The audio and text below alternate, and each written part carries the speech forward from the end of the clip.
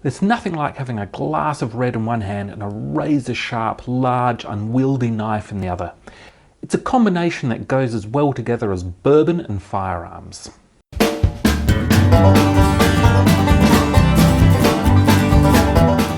Today I'm going to be cooking lamb with dried porcini mushrooms, and I know what you're thinking. You're thinking, I could never cook that, but believe me, if I can do it, so can you. The wine I'm going to cook with today is a Samuel's Gorge Graciano. Some people are going to think that's heresy cooking with such a delicious wine, but when you consider our ingredients today, we've got free-range lamb, hand-cured and smoked bacon, and porcini mushrooms that I collected myself in the Adelaide Hills.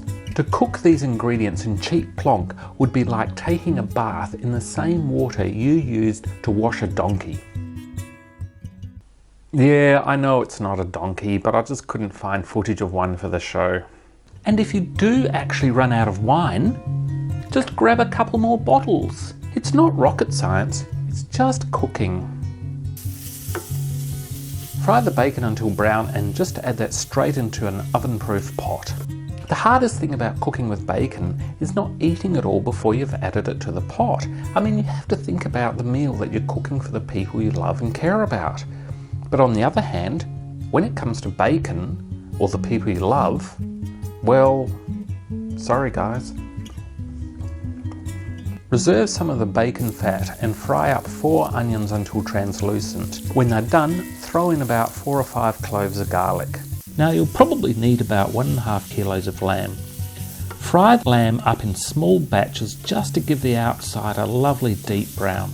This will really turbocharge the flavour of the meal. Cut the carrots into small sticks and give the parsnips the same treatment.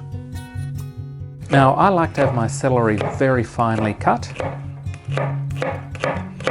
Throw in some coarsely chopped parsley. Finally chop up a bunch of chilies. Throw in a little bit of salt, pepper, thyme and a couple of bay leaves. With the porcinis, simply crumble them into the stew. Throw in 3 cups of chicken stock and a cup of tomatoes. Pour in a glass or 2 of the Samuel's Gorge Graciano. When cooking with wine, it's very important to ensure that you start with a very full glass. That way, when you're finished adding the wine to the pot, you've still got a lot left to drink with. Give the pot a stir. That'll go into the oven at about 180 degrees Celsius, or whatever that is in Fahrenheit, for about 2 to 2.5 hours. When it's just about done, you probably want to add a little bit of flour or maybe some pre-cooked cornmeal just to thicken it up a bit. You can find this entire recipe on my Facebook channel by clicking here or here. Serve that up with a cheesy mash and yet another bottle of the Samuel's Gorge Graciano. And if that doesn't do it for you, then you're probably just a vegetarian.